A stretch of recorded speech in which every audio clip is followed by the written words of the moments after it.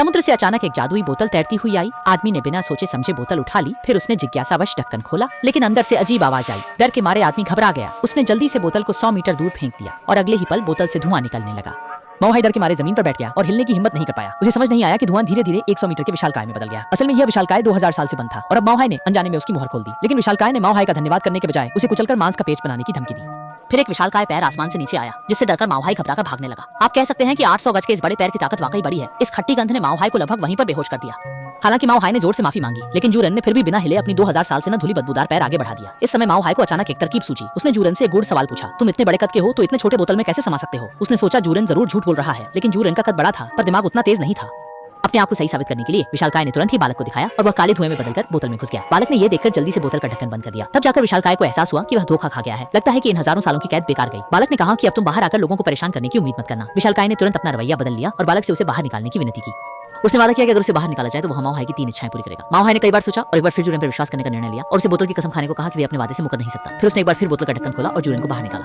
और इस बार जैसे ही दानव बाहर आया, वह जमीन पर घुटनों के बल बैठ गया और माओहाई से इच्छा मांगने को कहा। माओहाई की पहली इच्छा थी कि वह बस एक बार ग्रिल्ड सॉसेज खाना चाहता था। अगले ही पल सुगंधित ग्रिल्ड सॉसेज सचमुच प्रकट हो गया और माओहाई बिना सोचे समझे दानव के हाथ पर चढ़कर बड़े बड़े कौर खाने लगा। इसलिए दानव ने बालक को उसके साथ मिलकर दूरदर्शी खोजने के लिए उकसाया। बालक दानव की पीठ पर चढ़ गया और अगले ही पल दानव का विशाल शरीर उड़ने लगा। माओहाई ने कसकर दानव के बाल पकड़ रखे थे, लेकिन उसे नहीं पता था कि आगे खतरा बढ़ रहा है। इसके बाद दानव ने 1,80,000 मील की उड़ान भरी और फिर वे पहाड़ की चोटी पर स्थित मंदिर में पहुंचे। दानव ने धीरे धीरे दरवाजा खोला और हंसते हुए माओहाई को मंदिर में भेज दिया। अंदर 1000 मीटर ऊंची मूर्ति खड़ी थी और जिस खेनली यान की उन्हें तलाश थी वह मूर्ति के माथे पर था। माओहाई अभी तक संभल नहीं पाया था कि अचानक सेजुआन ने अंदर की ओर एक सांस फूंकी, जिससे सीधे उसे मूर्ति के सामने उड़ा दिया और जूरन दरवाजे के बाहर जोर से हंसने लगा। इसके बाद माओहाई मूर्ति के अंदर चला गया और बाहर का रास्ता अचानक बंद हो गया तो उसे एक छोटी सी पगडंडी पर आगे बढ़ना पड़ा, लेकिन आगे विशाल मकड़ी के जाले फैले हुए थे। माओहाई ने देखा और एक जाले की धागे पर चढ़ गया, लेकिन उसे नहीं पता था कि एक विशाल मकड़ी वहां उसका इंतजार कर रही थी। माओहाई ने पूरी ताकत लगाकर आखिरकार जाले पर चढ़ाई की और मकड़ी पहले से ही इंतजार कर रही थी। माओहाई ने देखा और तुरंत डर के मारे कांपने लगा। मकड़ी जल्दी से माओहाई के सामने आ गई। माओहाई ने जल्दी से लंबी तलवार लहराई और दोनों के बीच जबरदस्त लड़ाई शुरू हो गई। ये नहीं सोचा था कि माओहाई ने मकड़ी के एक एंटीना को काट दिया, जिससे मकड़ी पूरी तरह से गुस्सा हो गई। संकट की घड़ी में माओहाई तेजी से जाले के साथ नीचे फिसल गया। मकड़ी उसके पीछे पीछे आई और माओहाई ने मौके का फायदा उठाकर जाले को काट दिया। मकड़ी इस तरह नीचे गिर गई और नीचे के ऑक्टोपस का भोजन बन गई। माओहाई जाले के साथ ऊपर चढ़ता रहा और जल्दी ही वह मूर्ति के चेहरे पर पहुंच गया। जब वह लगभग सफल होने वाला था, तभी नीचे अचानक एक समूह जंगली लोग इकट्ठा हो गए। ये देखकर आश्चर्य हुआ कि जैसे ही माओहाई ने छेनलियान प्राप्त किया, सभी जंगली लोग घुटने टेकने लगे। माओहाई छेनलियान लेकर जल्दी से बाहर भागा। यहाँ तक कि जून भी नहीं सोच सकता था कि माओहाई सफल हो जाएगा।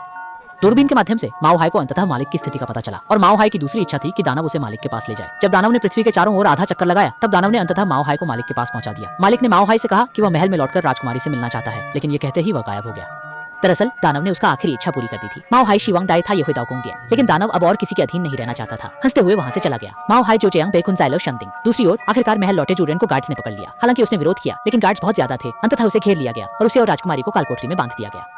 माओहाई ने जब छेनली यान के माध्यम से सब कुछ देखा तो वह कुछ नहीं कर सका। उसने गुस्से में छेनली यान को तोड़ दिया और अचानक धरती हिलने लगी, आसमान घूमने लगा और उसके सामने अचानक एक समूह तंबू दिखाई दिए, जिनमें कुछ बुजुर्ग रहते थे। असल में माओहाई ने गलती से अंदर के बुजुर्ग को जगा दिया था और बुजुर्ग ने माओहाई को एक धनुष बाण और एक उड़ने वाला कालीन दिया। इसलिए माओहाई उड़ने वाले कालीन पर बैठकर महल की ओर चला गया। जैसे ही मालिक को फांसी दी जाने वाली थी, माओहाई उड़ने वाले कालीन पर समय पर पहुंच गया। उसने तीर से सैनिकों को मार गिराया और मालिक को बचा लिया। इस समय जनता अचानक विद्रोह करने लगी और धोखेबाज मंत्री ने स्थिति को बिगड़ता देख जल्दी से उड़ने वाले घोड़े पर बैठकर भाग निकला। माओहाई ने धनुष बाण निकाला और उसे सटीकता से मार गिराया। कहानी के अंत में जूरन ने आखिरकार सिंहासन और राजकुमारी को वापस पा लिया और माओहाई भी सफलतापूर्वक प्रधानमंत्री बन गया। ये एक 1940 की पुरानी फिल्म है, लेकिन फिल्म में प्रकाश और छाया का उपयोग और परिकथा जैसी कहानी दर्शकों को नया अनुभव देती है। रुचि रखने वाले दोस्तों के लिए यह देखने लायक है। मैं हूं मू यांग, अगली बार मिलते हैं।